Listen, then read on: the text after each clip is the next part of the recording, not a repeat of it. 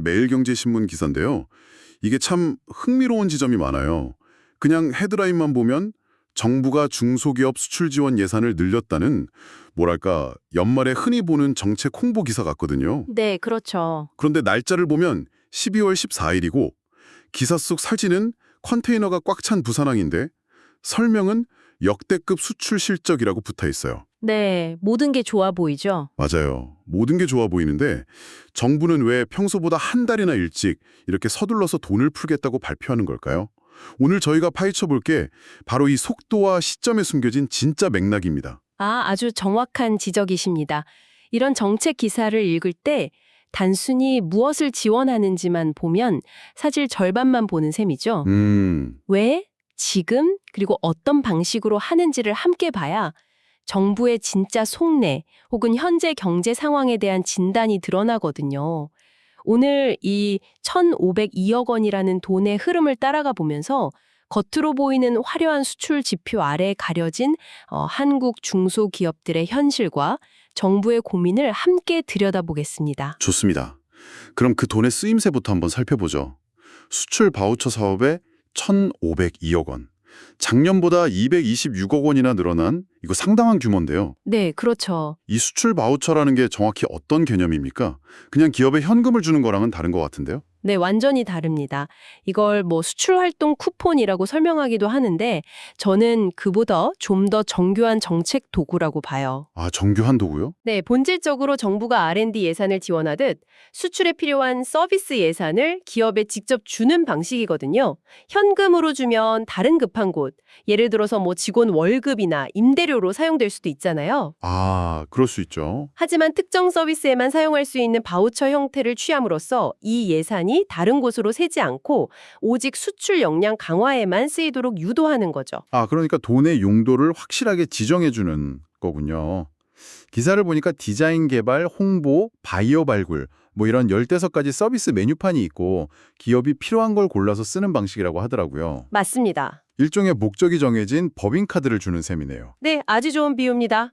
그런데 모든 기업에 똑같이 주는 게 아니라 수출 실적에 따라 3천만 원에서 최대 1억 원까지 차등 지급한다고 되어 있어요. 이건 어떤 의미가 있을까요? 바로 그 지점이 과거의 획일적인 지원 방식에서 한 단계 더 나아간 부분입니다. 이른바 맞춤형 지원이라는 건데요. 예를 들어서 이제 막 수출을 시작해서 해외 바이오에게 보낼 카탈로그 하나 없는 기업하고 네. 이미 연간 수백억 원을 수출하면서 미국 FDA 승인 같은 법적 절차에 도움이 필요한 기업의 필요는 완전히 다르겠죠. 그렇죠. 상황이 완전히 다르죠. 전자에겐 3천만 원짜리 디자인 개발 바우처가 절실할 거고 후자에겐 1억 원짜리 법률 컨설팅 바우처가 필요할 겁니다. 모든 선수에게 똑같은 운동화를 주는 게 아니라 축구 선수에겐 축구화를, 농구 선수에겐 농구화를 주는 것처럼 효율성을 극대화하겠다는 의도인 거죠. 알겠습니다. 지원 규모를 늘리고 또 기업별로 필요한 곳에 맞춤형으로 지원한다는 건 충분히 이해가 됩니다. 그런데 제가 기사를 읽으면서 정말 고개를 갸웃했던 부분은 역시 왜 지금인가 하는 점이에요. 네, 핵심이죠. 12월이면 연말이라 다들 한 해를 마무리하는 분위기인데 보통 1월에 하던 공고를 굳이 연말에 그것도 아주 급하게 발표하고 바로 다음 주부터 신청을 받는다. 이거 흔치 않잖아요. 뭔가 숨은 이유가 있는 것 아닐까요? 그게 오늘 이야기의 핵심이죠. 기사에도 중기부 관계자의 말이 인용됩니다. 중소기업들이 수출 현장에서 느끼는 대외 환경의 불확실성은 여전히 높다. 이게 공식적인 설명입니다. 그리고 그 설명 자체는 타당해요. 기사에 실린 사진 캡션을 보면 11월 전체 수출액이 역대 최대치를 경신하고 6개월 연속 증가세라고 나오죠. 그야말로 축포를 터뜨려야 할 상황입니다. 바로 그겁니다. 숫자만 보면 한국 수출은 지금 훨훨 날고 있는데 정부는 불확실성을 말하면서 돈 보따리를 서둘러 풀고 있단 말이죠. 하하. 이게 좀 앞뒤가 안 맞는 것처럼 느껴져요. 마치 전교 1등을 한 학교가 우리 학생들의 미래가 불확실하니 긴급 보충 수업을 시작하겠습니다. 라고 말하는 것처럼 들린달까요? 아주 재미있는 비유네요. 그 비유를 이어가자면 저는 이걸 평균의 함정이라고 봅니다. 평균의 함정이요? 네. 전교 1등은 맞는데 반도체라는 한 학생이 전 과목 만점을 받아서 평균 점수를 확 끌어올린 걸 수 있다는 거죠. 그동안 자동차, 선박 같은 다른 우등생들도 잘했지만 그 외 수많은 평범한 학생, 즉 중소기업들의 체감 성적은 오히려 떨어졌거나 제자리 걸음일 수 있다는 겁니다. 정부는 그 화려한 평균 점수 뒤에 가려진 개별 학생들의 어려움을 보고 있는 거고요. 아, 그렇군요. 그러니까 전체 파이는 커졌지만 그 과실이 대기업에 집중되고 중소기업까지는 그 온기가 제대로 전달되지 않고 있다는 판단이군요. 그렇습니다. 더 나아가서 한 가지 더 추측해 볼 수도 있습니다. 오, 어떤 거죠? 이건 어디까지나 기사의 행간을 읽는 저의 해석입니다만 정부가 이렇게 서두르는 게 단순히 중소기업을 위한 선제적 조치만은 아닐 수도 있다는 겁니다. 어쩌면 내년 상반기 경제 전망에 대해 정부가 언론에 공개하지 않은 좀 더 비관적인 내부 데이터를 가지고 있다는 신호로도 읽을 수 있어요. 와, 지금의 호황이 곧 꺾일 것을 대비해서 기업들이 한파를 견딜 수 있도록 미리 겨울 외투를 나눠주는 일종의 보험 성격일 수도 있다는 거죠. 와, 그건 정말 흥미로운 관점이네요. 그러니까 지금의 신속한 지원이 사실은 다가올 위기에 대한 경고등일 수도 있다는 말씀이시군요. 그렇게도 볼 수 있다는 거죠. 그렇게 생각하니까 이례적인 속도전이 다르게 보입니다. 단순히 돈을 일찍 푸는 걸 넘어서 지원 내용 자체도 굉장히 구체적으로 바뀐 부분이 눈에 띄는데요. 맞습니다. 특히 물류 관련 지원이 대폭 강화됐죠. 국제 운송 물류비 지원 한도를 3천만 원에서 6천만 원으로 2배 늘린 조치를 연장한 것이 대표적입니다. 2배나요? 네.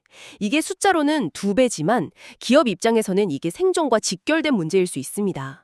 팬데믹 이후에 물류비가 천정부지로 치솟으면서 배보다 배꼽이 더 크다는 말이 정말 현실이 됐거든요. 아, 그랬었죠. 좋은 물건을 만들어도 운송비가 너무 비싸서 수출을 포기하는 기업들이 실제로 많았습니다.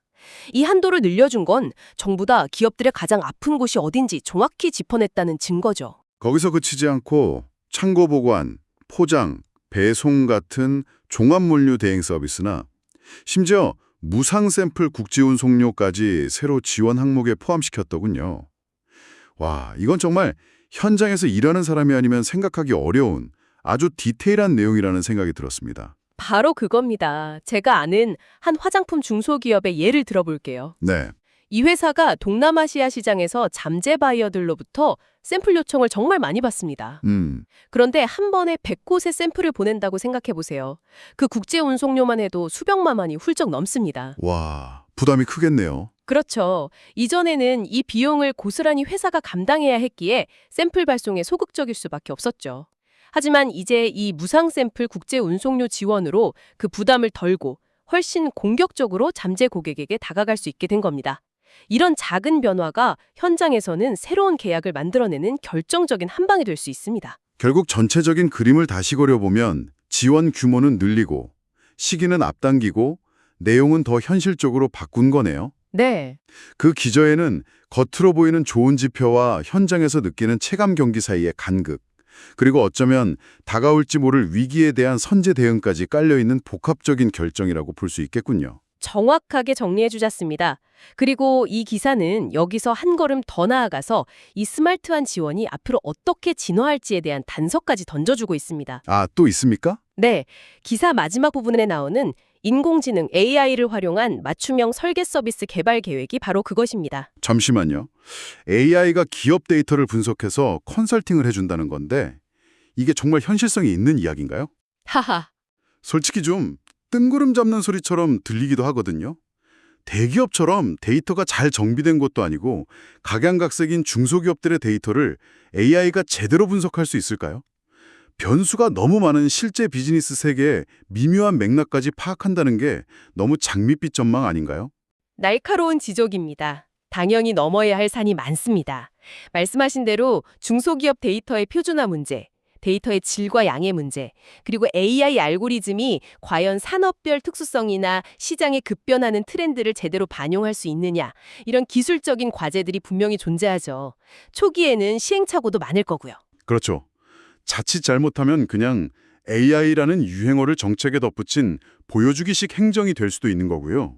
그럴 위험도 배제할 수는 없습니다. 하지만 그럼에도 불구하고 이 방향성 자체는 주목할 필요가 있어요. 아, 어떤 점에서요? 이것은 정부 지원의 패러다임이 근본적으로 바뀔 수 있음을 시사하는 중요한 신호탄이기 때문입니다. 패러다임의 변화요? 네. 지금까지는 기업이 15가지 메뉴판을 보고 스스로 필요한 걸 고르고 담당 공무원이나 심사위원이 그 타당성을 서류로 판단하는 방식이었죠. 네. 여기에는 담당자의 경험이나 주관이 개입될 여지가 있었습니다. 하지만 앞으로는 AI가 해당 기업의 과거 수출 실적, 목표 시장의 데이터, 글로벌 무역 통계, 심지어 관련 뉴스나 SNS 트렌드까지 종합 분석을 하는 겁니다. 그래서 귀사에게는 지금 A 서비스와 C 서비스가 가장 시급하며 B 서비스는 효율이 떨어질 것으로 예상됩니다. 라고 컨설팅을 해주는 형태로 진화할 수 있다는 거죠. 아, 그러니까 단순히 메뉴판을 제공하는 뷔페식 지원에서 데이터에 기반해 최적의 코스를 짜주는 오마카세식 지원으로 바뀌는 거군요. 바로 그겁니다. 그게 정말 제대로 구현만 된다면 예산 낭비를 줄이고 지원 효과를 극대화하는 혁신적인 방식이 될 수는 있겠네요. 네, 결국 정부 지원 방식의 판이 바뀔 수도 있다는 얘기죠. 지금까지는 사람이 서류 보고 판단했다면 앞으로는 AI가 데이터를 보니까 이 회사는 지금 동남아 시장에 이 제품으로 마케팅하는 데 자원을 집중하는 게 맞습니다. 라고 콕 집어주는 식으로요. 물론 완벽할 순 없겠지만 감이 아닌 데이터에 기반한 의사결정의 비중을 높여가겠다는 방향성만큼은 분명해 보입니다. 오늘 이 기사 한 편을 가지고 참 깊은 데까지 들어와 봤네요. 처음에는 단순한 정부의 정책 발표라고 생각했는데 이야기하다 보니까 한국 경제의 거시 지표와 현장의 체감 온도 차이, 정부의 숨은 고민, 그리고 AI가 바꿀 미래의 정책 풍경까지 그려볼 수 있었습니다. 요약하자면 역대급 수출 실적이라는 화려한 무대 뒤에서 정부는 보이지 않는 위협에 대비하며 더 빠르고 정교하게 중소기업들을 위한 안전망을 치고 있다. 이렇게 정리할 수 있겠습니다. 맞습니다. 그리고 마지막으로 청취자께서 한번 생각해 보실 만한 질문을 하나 던지면서 마무리하고 싶습니다. 오, 어떤 질문이죠? 방금 우리가 나눈 이야기의 연장선상에 있는 질문인데요. 앞으로 정부 지원 시스템에 AI의 역할이 점점 더 커진다고 가정해 봅시다. 그렇게 되면 공정한 지원 혹은 효과적인 지원의 기준은 어떻게 바뀌게 될까요? 과거의 성공 데이터를 지담으로 미래의 성공 가능성을 예측하는 알고리즘이 과연 혁신적이지만 아직 데이터가 없는 세상에 없던 새로운 도전을 하는 기업의 잠재력을 제대로 평가할 수 있을까요? 어쩌면 AI는 가장 안전한 선택, 즉 성공 확률이 통계적으로 높은 기업들만 골라내고 위험하지만 세상을 바꿀 수 있는 아웃라이어들은 배제하게 될지도 모릅니다. 과연 알고리즘이 인간 심사위원보다 더 공정한 의사결정을 내릴 수 있을지, 그리고 그 과정에서 우리가 미처 생각하지 못한 새로운 형태의 편향이 생겨나지는 않을지 한번 고민해보시면 흥미로운 지점을 발견하실 수 있을 겁니다.